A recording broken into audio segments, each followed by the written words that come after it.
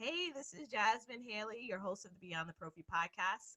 And our guest for this week is Irene Iancu. She is a Toronto-based dental educator, international speaker, clinical dental hygiene instructor, mentor, and tooth saver since 2007. Whoop, whoop. She Hey, is girl. the founder of Toothlife. She's a private practice owner, which is why we're going to be talking to her today. And she's a fellow podcaster of Tooth or Dare podcast. You've met her other half, Teeth Talk girl. And so we love to extend a really warm welcome to you, Irene, for coming on the show today. Thank you. Thanks so much for having me. Holy moly. How are you? I'm doing well. I'm just excited to talk to you. Yesterday I talked to Whitney and it was so wonderful getting a chance to get to know her. So now I She's get so to, sweet. Isn't she she is, the sweetest? she is. She's the sweetest. I just love her. Yeah. Obviously. Yeah. Sing her praises. Listen, the first time I met her was RDH Under One Roof. And I believe it was August of 2018. I think that was when it was. And it was she's just a breath of fresh air. So it's She so so great. is. Working with her has been awesome. I hate to hijack the show and talk all the praises of Whitney because I'm sure everyone, if they already heard her episode, they already know how wonderful she is. She's a cool chick for sure. Yeah, absolutely. So what I found very, very inspiring about your journey is the fact that you are a practice owner and you're in the midst of diving in deep and getting So practice deep. ready. We've got to So talk deep. about that because, like, there are so many hygienists that wish they can be in that position. Unfortunately, we have states like where I live, super conservative. Right. So, like, Right. just tell us And how. and my province, so Canada works very similar to where the U.S. is, and we're broken up into provinces versus states. But Yeah, my province is a relatively new thing too. Like within a decade, that dental hygienists can open up their own independent practices, and in our country, it's the same thing. So we're divided in many aspects, just like you are, and it's about time. Like it's yeah, about time that we have our own licenses and we have our own standard of care, and we have our own treatment processes and diagnostics, and it's about time that we can operate independently. yeah, um, and you see these nifty little Facebook groups where people are commenting about the terrible things that are happening to them every week, and my boss did this and my boss did that, and you see the screenshots. We're not even going to talk about the whole violations of HEPA and all that fun stuff, but it's about time that we can manage our own lives the way we should be managing them, and treating our patients and clients the way we know we ought to be treating them. yeah. What was that process like in your province with getting that change? Like, what kind of things occurred during that kind of legislative aspect of getting that passed? Do you Yeah. recall like what any of that I language was don't. like? I'm only into hygiene. I'm going into my 12th year. So I would have been so new. Like my hair was still wet from the boat ride over from dental hygiene school. Like I would have been so fresh out that at that point, and I know what I was doing. Like I knew that it was a thing, but it wasn't a dream for me at that point. I was hustling 7 days a week, just trying to pay off my student loans like everybody else kind of thing. So it wasn't a reality for me, and it wasn't even a dream for me at that point, because I didn't realize how much of an impact being a business owner could have on dental hygiene as a whole. Um, so yeah, I don't remember what that legislation looked like. I remember reading about it in the Milestone Minutes. We get this magazine called Milestones, actually, and you hear about all the amazing things that happened at that time. But I wasn't part of it. I just know that year 5 is when my light flickered, when I was like, hey, like this could be a really cool thing. And it happened for me in the sense that I worked for some great employers and I worked for some not so motivating employers. Mm-hmm. And I could see the things that I would do differently if I were to be an employer or if I were to run my own business. And I think the downfall is that we are dental people. We're often not business owners, and we don't often know how to run a business. My last boss had an MBA, so she knew what she was doing, but she realized she needed to get her MBA later in her career to be able to manage her business properly. So I've been very fortunate that I've had a little bit of both. Like I have a degree in poli-sci before I became a dental hygienist, and was in the business world before I became a dental hygienist. And that light flickered at year 5 for me, and thought, hey, how cool would it be if I could one day own my own business? Yeah, absolutely. I definitely want to give a shout out to the Canadian Dental Hygiene Association, because I know they probably had a huge impact on getting that Huge, change, and huge, massive. membership is so important when it comes to that, especially because I know that if it's possible for you all, it's definitely possible for us to be able to see that change. You know what? The CDHA has been instrumental in the educational aspect of starting your own business. They've got some really great modules that when you become a member of the independent practice, and I might be saying it wrong, so correct me if anyone out there is saying things, if I'm saying things wrong, but if you become a member of the Independent Dental Hygiene Network, there's a series of videos that you can watch, and it talks you through everything. Like it talks you through putting a business plan together, and it talks you through what the coding looks like, and how to set up your own software management system. And they're an email away, which has been so helpful to me in like, how do I get registered with insurance companies, and how do I create my own billing systems? Like these are all things that as a hygienist I had no clue about. I know that I do my scaling, I do my Profi, I document my time, I put my code in, I know what my code is, but I don't know what happens after the fact. Like, where does it go? Who takes it from there? You take your patient up to the front desk, and the receptionist somehow hands them a paper, and it's all said and done. Mm-hmm. So that's the part that I find the most struggling, the most challenging. And the CDHA has made it so helpful and easy to be able to take those challenges and turn them into, a pleasure. Yeah, I love that. Entrepreneurship has been the wildest journey I've been in. And Girl, I hear you. so if I had known, if I got like a little bit of an inkling that my life would have been like this, I probably would have been like, you know what, let me just hold off on this right now. Would you have believed yourself if 10 years ago you were to tell yourself that 10 years from now you'll be here? I would have been like, no chance. No. I would have been like, shut the front door. No. Like, get up out of here. I don't think so. Like I had my life planned out. Like this is exactly what it was going to be. And it's so interesting that you mentioned that it never happens the way you plan it though. No. And then like the life experiences that we have, the different encounters, how they've kind of shaped the trajectory of where our life leads. And that's why I think one of the greatest things with being an entrepreneur has taught me is to just kind of go with the flow, because I'm intentional with my steps and my strategies and things that I'm doing now and thinking in a different way. But I also know there's a factor of a risk that I'm willing to take, and know that I can't plan out for everything, just do the best that you can. So like what got you to that? Okay, so you got that little bit of a twinkle and like 5, but like what made you really step into that place of I'm ready to own my own practice?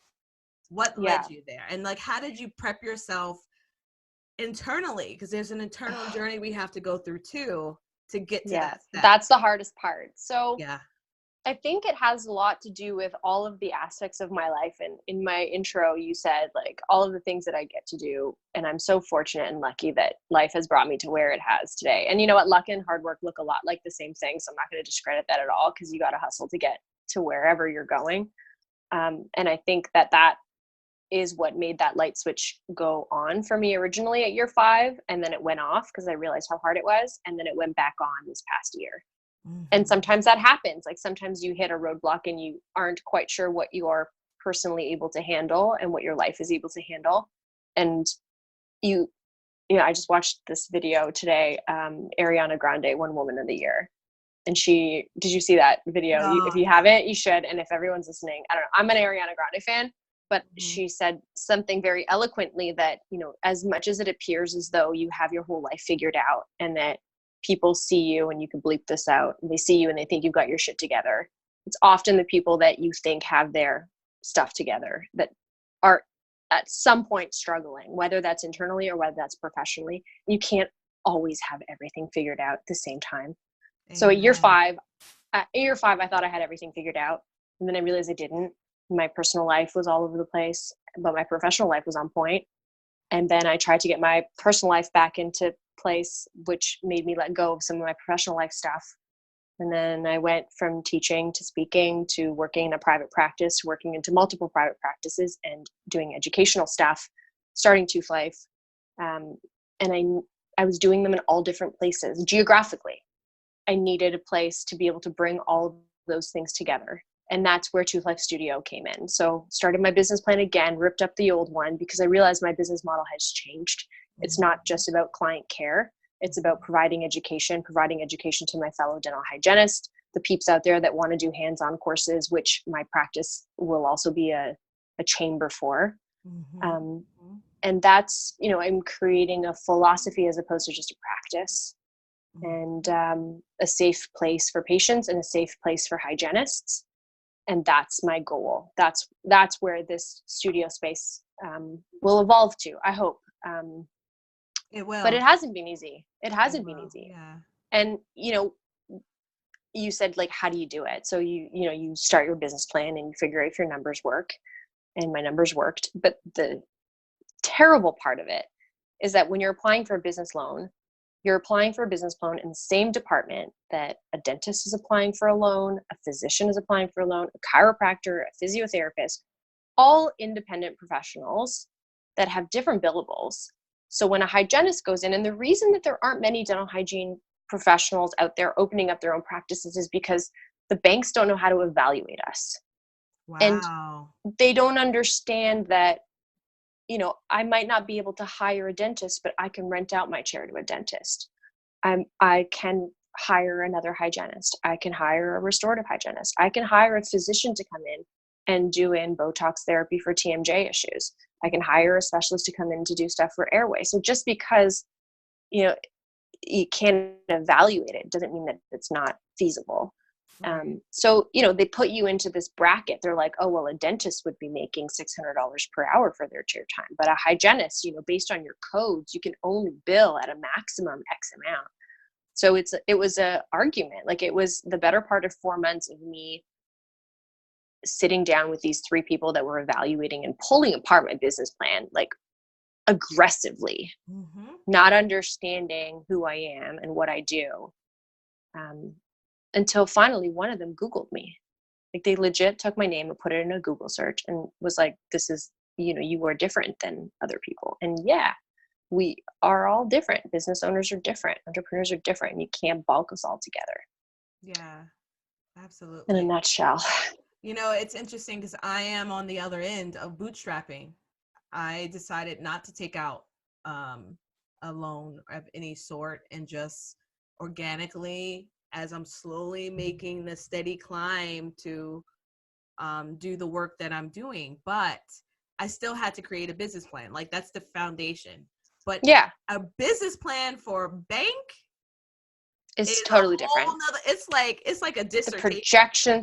projections are different. Your executive summary is different. My business plan was 34 pages long. Yeah. And it has, projections with respects to your cash flow, including your loans that you have to pay. So shout outs to Patterson, who they are helping me so much with my equipment, because there's 2 ways that you can buy equipment for your practice. You can buy new or you can buy used. And if you buy used or refurbished, that's cool too. You can go to like eBay, we have Kijiji here, like, you can buy stuff from practices that are renovating. But I didn't want to do that. I wanted to open up my own brand spanking. Like, I want to peel off that plastic wrapper off of my Cycan dishwasher. You know what I mean? Like, I wanted to do things from fresh, from a start. And they don't give you many discounts because you're a hygienist. Like, the equipment is the equipment. A compressor is a compressor.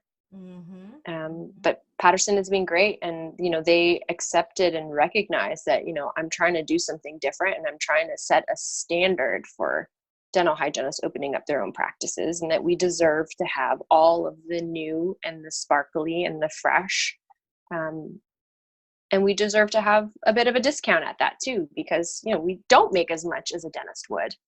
Yeah, that would be But awesome if they had a whole calendar just for independent dental hygienists, like a whole catalog yeah, straight for prices that we could, yeah, that were comparable to yeah, like to the services that we provide.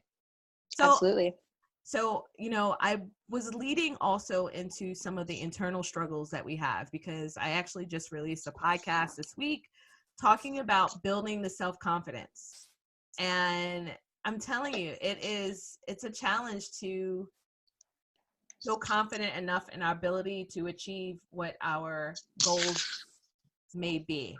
So I believe in Yeah, like fully getting to like the nitty gritty of that and getting vulnerable in that sense, because a lot of people who look at our pages, our social media pages, our Facebook pages, just like you just said, they feel like we know everything. We've got it all together. And girl, it's the that is, highlight reel. It's the highlight yeah, reel. exactly. We only put out the best of the best, right? Actually, I just put out like when I was looking a hot mess when I ventured out the house. But yeah, like, so what are some ways in which you've kind of built your confidence over the years and kind of evolving and shaping what your career has been, what your journey has Yeah. been like? My husband said it really nicely and eloquently. My husband's an accountant, so he's been very helpful in, this whole process. And he's very much, I'm the visionary and he's the implementer. I come up with these like elaborate, crazy ideas, and he's the one that brings me back down. I swear, if it wasn't for him, we'd either be broke or millionaires. That's what I say. It's like we'd either be like ridiculously wealthy or we would be completely broke. Right. Yeah, like we don't know, but we're good. So he said it last year. I spoke in Singapore, and Chris posted he doesn't post on social media often, and he posted a photo of me on a stage with like hundreds of people in the audience, and it was the first time that he had ever heard me speak. He comes to these events, but he doesn't often like hang out the show floor. Or comes to he knows malocclusion. Like that's the only word he knows in dentistry. That's And now Carrie's risk assessment. He knows that one okay. too. And he took a photo and he posted it. And then someone that he went to high school with like made a comment like, "Oh, your life's like so fabulous and so this and so that." And he responded, he's like, "She makes it look easy, but what you don't see is the hard work that got to bringing someone halfway across the world." The emails, the phone calls, in the middle of the night, like me trying to deal with things in Asia, you're 12 hours ahead or 12 hours behind. So I'm up till 3 a.m. because it's 3 p.m. their time. Those are the things that you don't see. And those often are the things that, how do you even post that on social media? Like the tear-filled eyes when an event get canceled and you've spent 45 hours on a presentation. Like, I'm getting real. I don't know who's listening to this. If my sponsors are listening, I still love you guys. Listen, this is all about the real deal. And yeah, and it's real. it's tough. Like it's tough. Being a business owner of any kind, whether you're, gallivanting the world, making things look fabulous, or if you're grinding in your basement, like putting together packages to ship out on your Etsy store, like, it's all hard work, and you do it because you love it, and ultimately everything else should fall into play. Absolutely. Uh-oh.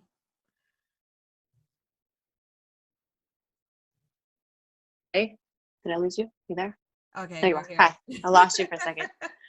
So yeah, I don't remember where that question went to, but I went on. I do that. It's like I drive by the street and Chris and I are having a conversation in the car. I'm like, "Oh, look, chickens!" Like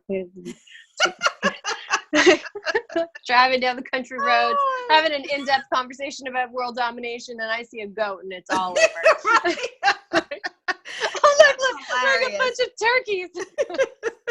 All right, so what's a day in the life of Toothlife Irene? What does it look like for you right now with the projects that you have? And different. Every day is different. My constants are, I teach at a dental hygiene school, so my constants are Tuesday mornings, Wednesday mornings, and Thursday mornings. Those don't change. I teach in clinic and I teach theory courses as well. So those are my, like, I know that those 3 days of the week, the mornings are at least going to look the same.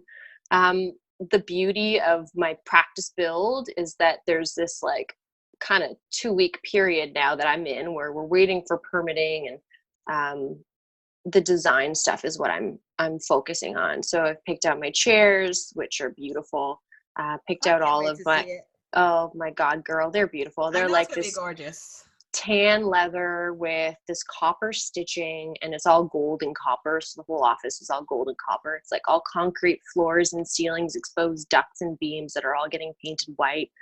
Floors are going to be a raw concrete, all open concept. Like it's going to be Oh, beautiful. Operatories are massive. They're like 9-foot operatories, lighting all across wow. the whole entire west side of the practice. So that was, when I was making my list of places that I wanted, I had like a top 5 list of things that I needed.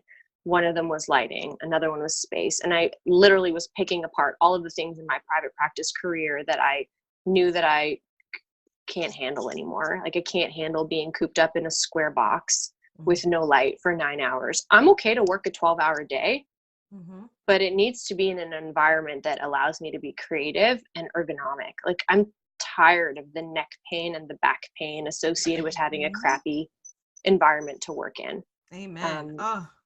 So if you can't find it, create it. Like that was the last office that I worked in. My boss is amazing. She's a visionary, so smart, very kind, probably the best person that I've ever worked for. And I worked in that environment without a window in a tiny operatory where every time I tried to get from 9 o'clock to 12 o'clock, I couldn't sit at 12.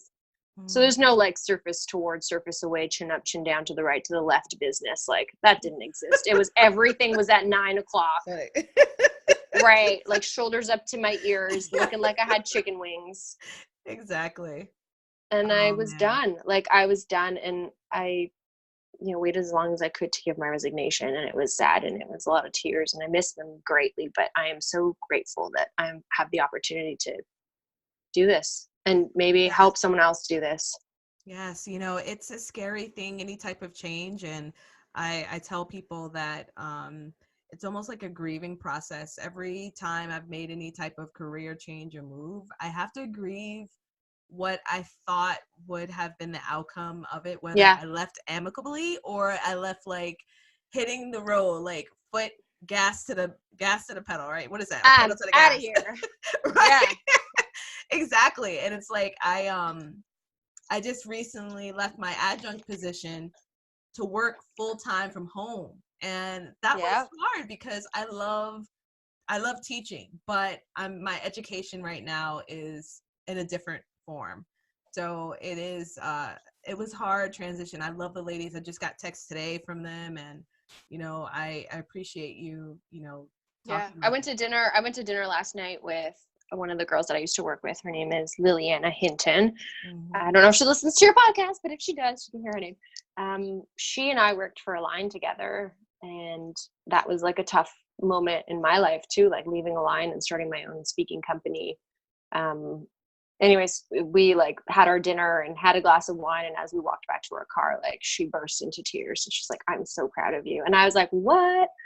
Like I looked to her for advice and inspiration and motivation and all of the things that she was doing, and to have her now, my mentor almost, look to me as a mentor. I'm like, you got to be kidding me.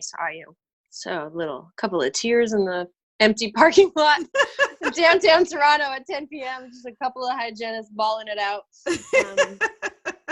Oh man, but I'm sure connecting on that way was so necessary, and it definitely keeps you motivated as you keep going forward when you have people who care for you, who support you, who believe in you, who give you that push that when you need it. I appreciate that. Instagram has been an interesting world for that too. Like you find dental hygienists all over the world that follow and message, and they send DMs asking questions. And I spoke at a study club last week, and it turned out that one of the girls there has been like following me on Instagram forever. And she literally said to me, "If I ever get to meet you and Whitney together, I might pee in my pants." She said that.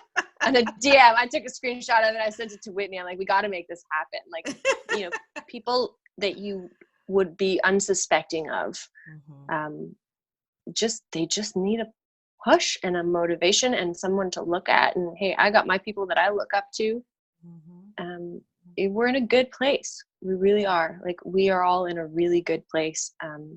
And even despite the negativity that happens, it's there for everyone. Yeah. And our internal negativity is the biggest part of it. I am my own worst enemy. Amen. Worst enemy. Like, I'll say 5 negative things about myself before I say a positive, all the time, every day, any day of the week. We're all wired that way. Yeah. I don't know what it is. Like, what is it? It's natural. I mean, I don't know if you've ever listened to Les Brown, who's a motivational speaker. He says, like, I think it's like 79 to 80% of our thinking will be always negative, which is why we have to consistently pour in positive information. So I read like 2 to 3 books a month, and I'm constantly listening to positive things, because I tend to be even more inclined to think in a negative way based on traumatic experiences in my life, in my childhood. Yeah. So we're all inclined that way. And that's the same thing that, I don't know if you listen to Brene Brown, she talks about that.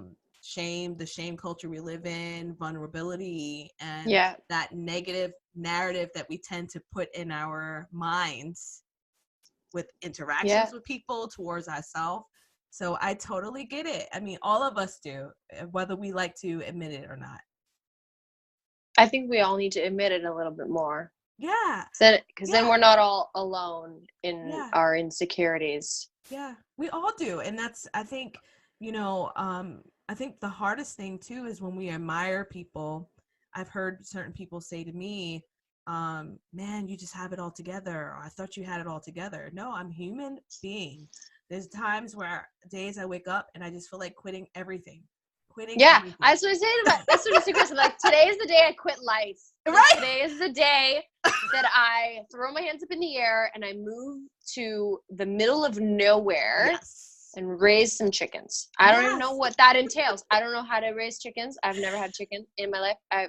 That seems like that would be the stress-free way to go. It's real. And that's why, like, my podcasts, I want people to understand, when I interview people, amazing people like you and Whitney and all these other great people, Beyond the Prophy is not about just leaving the op. It's about being a human being, digging in deep, knowing that we're enough, and and living a thriving life, personally, professionally, whether you're inside or outside of the op.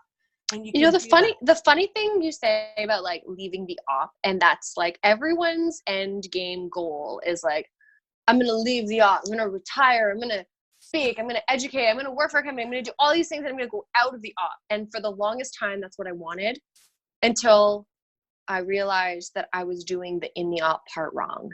Mm-hmm. I was sacrificing my health and myself, and that was the reason why I wanted to leave the op, because I was unhappy with the way that I was doing things. So, that was one of the reasons why now I'm opening my own business, and to think that, Irene has all of the opportunities to no longer work in private practice. Like, I could take more hours on at the school. I could do more speaking gigs. I could bump up Toothlife. I can make myself busy.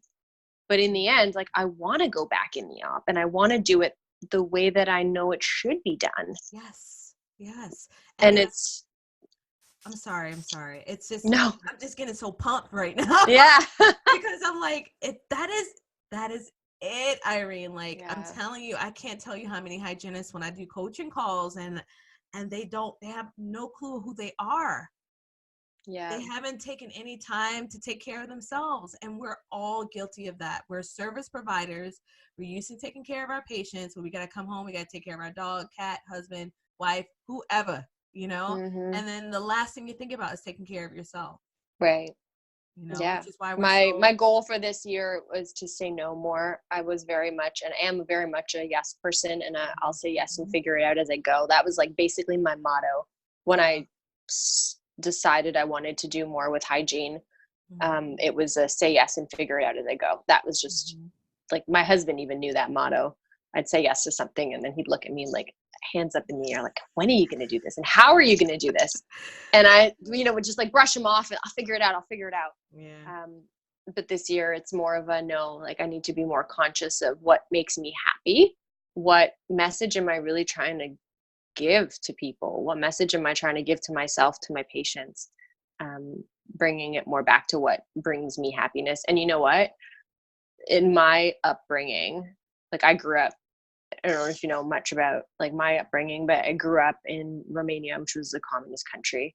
My parents were refugees. And when you say the word success in my family, success equals dollars. It was always stacked up to how much money you made. That was what success was. And for the better part of my life and my career, I thought that that's what success was. Success was how much money goes in the bank. And it stressed me. Like, no wonder I married an accountant, because literally I come home, I drop all the money, I give it to him. I don't even want to see it. I don't know where it goes, which is terrible to think that, you know, I've relinquished all of that power because I realized how stressful that was. And before we lived together, moved in together and got married and did the whole, you know, white picket fence crap. That was how I saw success. And now I see success differently. I see it as mental stability, health, happiness, and a balance, the balance that I had been missing for so long. Yes. You know, that's success. Yes. Not how many Gucci bags you got, or I how don't cool have your any. stuff is. I I went through a phase where that's what I wanted. All I wanted was I thought that success meant having material things. Yeah. And hey, you know, good things, expensive things last long, so I still have some. Is that a Gucci shirt you have on? Listenership. It is. It is. Girl, yeah. But my mama used to say to me that we're too poor to buy cheap things, and she was right. Mm-hmm. You know, mm-hmm. they last a lot longer. Cut this part out. It makes me sound materialistic, and you just edit that all out. You're not materialistic. You're not at all. Yeah. But I appreciate you saying that, and it's so true. It's really true. All right, we gotta wrap up. This has been such a fabulous conversation with you. I love it. Please answer this one question. What was the best personal or career advice you've ever received? Oh, best personal or career advice.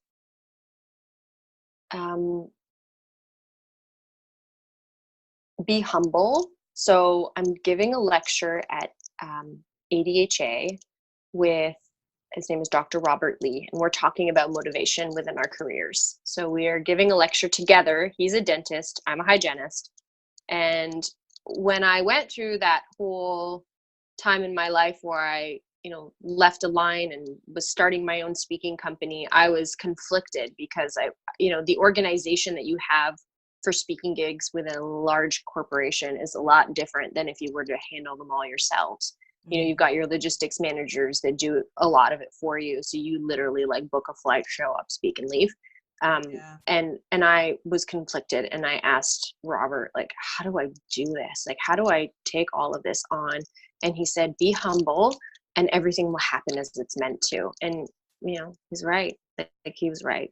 Be humble, be thankful, and make friends with all of your sales reps. The people that come to your door in private practice that just want to talk about toothbrushes and toothpaste and equipment, let them in, because they are the gatekeepers to those contracts that you might want one day. That's some good advice right there. Very good. Yeah. All right. So tell the That's all I got. It's good. It's good. That's it. That's all. We got the best of it.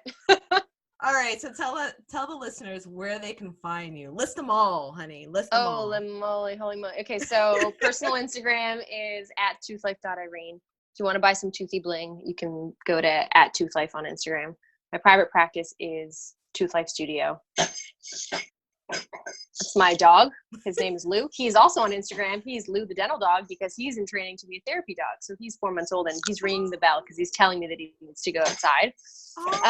Okay. Yeah, he can also close the door too. He's very smart. You could just DM me, toothlife.irene. That's the best place. And you can find all those other social media handles and places just from there.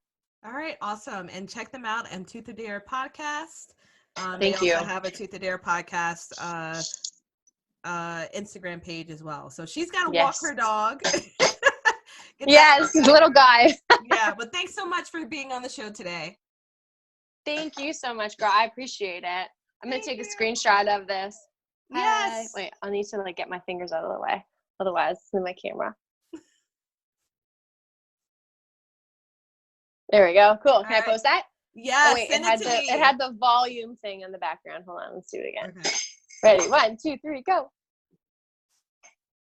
That's perfect. Awesome. All right, amazing, send amazing. it to me. All right, girl. I will. On my stories. All right. I will. Absolutely. Okay. Thank you so much. Have a good day. Bye. You too. Bye.